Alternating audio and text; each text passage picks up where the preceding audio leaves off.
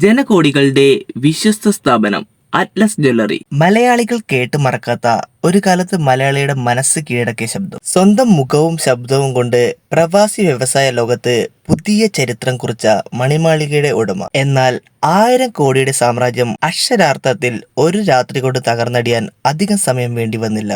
എന്താണ് അറ്റ്ലസ് രാമചന്ദ്രൻ എന്ന വ്യവസായിക്ക് സംഭവിച്ചത്? ഒരു ബാങ്ക് ജീവനക്കാരിൽ നിന്ന് ഗൾഫിലെ സ്വർണ്ണ രാജാവിലേക്കുള്ള അദ്ദേഹത്തിന്റെ വളർച്ചയും ദുബായിലെ ജയിൽ മുറിയിലേക്ക് തള്ളിവിട്ട ആ തിരിച്ചടിയും എന്തായിരുന്നു? ഇത് അറ്റ്ലസ് രാമചന്ദ്രന്റെ മാത്രം കഥയല്ല, ബിസിനസ് ലോകം നൽകുന്ന ഏറ്റവും വലിയൊരു പാഠം കൂടിയാണ്. 1941 ജൂലൈ 31 സാംസ്കാരിക തലസ്ഥാനമായ തൃശ്ശൂരിലെ വയലത്തൂരിലാണ് MM രാമചന്ദ്രൻ എന്ന VN രാമചന്ദ്രൻ ജനിക്കുന്നത്. കവിയും സംസ്കൃത പണ്ഡിതനുമായിരുന്ന VM നാരായണൻ നമ്പൂതിരിയുടെയും ചിന്നമ്മു അന്തർജനത്തിന്റെയും മകനായിരുന്നു അദ്ദേഹം. സാഹിത്യവും കലയും നിറഞ്ഞ അന്തരീക്ഷത്തിലാണ് രാമചന്ദ്രൻ വളർന്നത്. തൃശൂർ സെന്റ് തോമസ് കോളേജിൽ നിന്ന് ഫിസിക്സിൽ ബിരുദം നേടിയ ശേഷം അദ്ദേഹം ബാങ്കിംഗ് മേഖലയിലേക്ക് ശ്രദ്ധ തിരിച്ചു. ഡൽഹിയിലേക്ക് വണ്ടി കയറിയ രാമചന്ദ്രൻ അവിടെ കാനറ ബാങ്കിൽ ഉദ്യോഗസ്ഥനായി. പിന്നീട് ബാങ്ക് ഓഫ് ഇന്ത്യയിലും തുടർന്ന് സ്റ്റേറ്റ് ബാങ്ക് ഓഫ് തിരുവിതാംകൂറിലും ജോലി ചെയ്തു. ബാങ്കിംഗ് മേഖലയിൽ അദ്ദേഹം കാണിച്ച കൃത്യതയും സാമ്പത്തിക വിശകലന ശേഷിയും അദ്ദേഹത്തെ വളരെ വേഗം ശ്രദ്ധേയനാക്കി.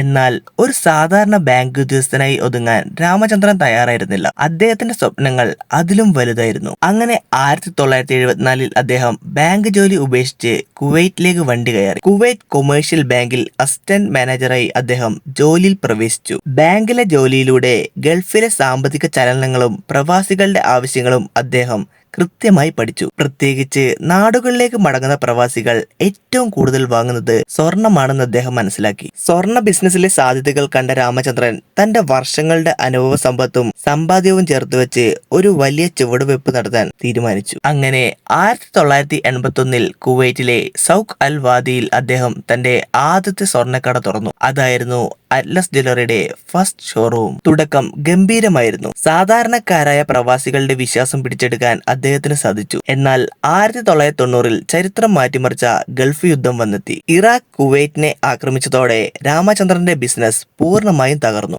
ആസ്തികളെല്ലാം നഷ്ടപ്പെട്ട് അദ്ദേഹം ഇന്ത്യയിലേക്ക് മടങ്ങി. പക്ഷേ അവിടെ തോറ്റുകൊടുക്കാൻ അദ്ദേഹം തയ്യാറായിരുന്നില്ല. യുദ്ധം നൽകിയ ആഘാതത്തിൽ നിന്ന് കരകയറിയ അദ്ദേഹം അടുത്ത താവളമായി UAE തിരഞ്ഞെടുത്തു. അങ്ങനെ ദുബായിൽ അറ്റ്ലസ് ജ്വല്ലറിയുടെ പുതിയ അധ്യായം കുറിച്ചു. പിന്നീട് അങ്ങോട്ട് അറ്റ്ലസിന് സുവർണ കാലഘട്ടമായിരുന്നു. പരസ്യ മേഖലയിൽ വിപ്ലവം സൃഷ്ടിച്ചുകൊണ്ട് അദ്ദേഹം സ്വന്തമായി പരസ്യങ്ങളിൽ അഭിനയിച്ചു തുടങ്ങി. ജനകോടികളുടെ വിശ്വസ്ത സ്ഥാപനം എന്ന ടാഗ്ലൈൻ ഒരു തരംഗമായി മാറി. അറ്റ്ലസിന്റെ business UAE, Qatar, Oman, Saudi Arabia, India എന്നിവിടങ്ങളിലേക്ക് അതിവേഗം വ്യാപിച്ചു. 50-ലധികം ഷോറൂമുകൾ തുറക്കപ്പെട്ടു. സ്വർണത്തിൽ മാത്രമായി ബിസിനസ് ഒതുക്കാൻ അദ്ദേഹം തയ്യാറായിരുന്നില്ല. ചലച്ചിത്ര നിർമ്മാണ രംഗത്തേക്കും അദ്ദേഹം കടന്നു. വൈശാലി, വാസ്തുഹാര, ധനുഷ്കോടി, സുഹൃതം തുടങ്ങിയ മഹത്തായ സിനിമകൾ അദ്ദേഹം പ്രൊഡ്യൂസ് ചെയ്തു. അത്യാധുനിക സൗകര്യങ്ങളുള്ള ഹെൽത്ത് കെയർ അതുപോലെ റിയൽ എസ്റ്റേറ്റ് മേഖലകളിലേക്കും അദ്ദേഹം കോടികൾ നിക്ഷേപിച്ചു. 2000കളുടെ തുടക്കത്തിൽ പ്രവാസി വ്യവസായങ്ങളിൽ മുൻനിരക്കാരനായി അറ്റ്ലസ് രാമചന്ദ്രൻ വളർന്നു. എന്നാൽ ആ സന്തോഷം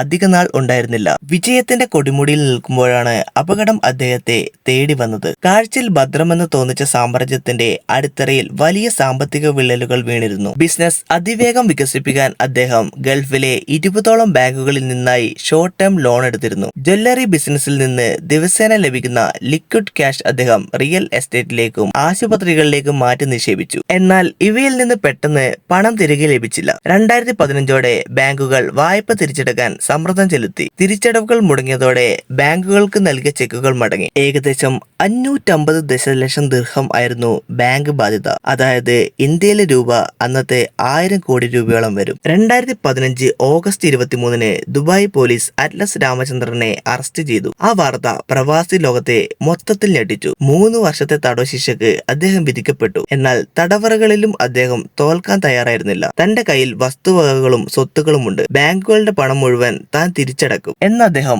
ആവർത്തിച്ചു. ഭാര്യ ഇന്ദിര രാമചന്ദ്രൻ ഭർത്താവിനെ പുറത്തിറക്കാൻ നിയമ പോരാട്ടങ്ങളും ബാങ്ക് ചർച്ചകളും തുടർന്നു. അങ്ങനെ 2018 അദ്ദേഹം ജയിൽ മോചിതനായി. ജയിൽ മോചിതനായെങ്കിലും UAE വിട്ട് പുറത്തു പോകാൻ അദ്ദേഹത്തിന് യാത്രാ വിലക്കുകൾ ഉണ്ടായിരുന്നു. കടങ്ങൾ വീട്ടി തിരിച്ചു വരാൻ ആഗ്രഹിച്ചെങ്കിലും പ്രായവും ആരോഗ്യ പ്രശ്നങ്ങളും അദ്ദേഹത്തെ തളർത്തി. അങ്ങനെ 2022 ഒക്ടോബർ 2 89-ാമത്തെ വയസ്സിൽ ഹൃദയാഘാതത്തെ തുടർന്ന് ദുബായിലെ ആശുപത്രിയിൽ വെച്ച് അദ്ദേഹം ലോകത്തോട് വിട പറഞ്ഞു. ജന്മനാട്ടിലേക്ക് തിരികെ വരണമെന്ന ആഗ്രഹം മനസ്സിൽ ബാക്കിയാക്കിയായിരുന്നു ആ മടക്കം. അറ്റ്ലസ് രാമചന്ദ്രൻ എന്ന വ്യക്തി സാമ്പത്തിക കുറ്റവാളിയായിരുന്നു, അതോ സാഹചര്യങ്ങളുടെ ഇരയായിരുന്നു? പല ബിസിനസ് വിദഗ്ധരും ചൂണ്ടിക്കാണിക്കുന്നത് അദ്ദേഹം ഒരു വഞ്ചകനായിരുന്നില്ല എന്നാണ്, മറിച്ച് തന്റെ ഫിനാൻഷ്യൽ മാനേജ്മെന്റിൽ സംഭവിച്ച പിഴവുകളാണ് അദ്ദേഹത്തെ തകർത്തത്. ഷോർട്ട് ടേം കടം കൊണ്ട് ലോങ് ടേം നിക്ഷേപം നടത്തരുത് എന്ന വലിയ പാഠം അറ്റ്ലസിന്റെ കഥയിൽ നിന്നും നമുക്ക് പഠിച്ചെടുക്കാം. എങ്കിലും 0-ൽ നിന്നും തുടങ്ങി 1000 കോടിയുടെ സാമ്രാജ്യം പടുത്തുയർത്തിയ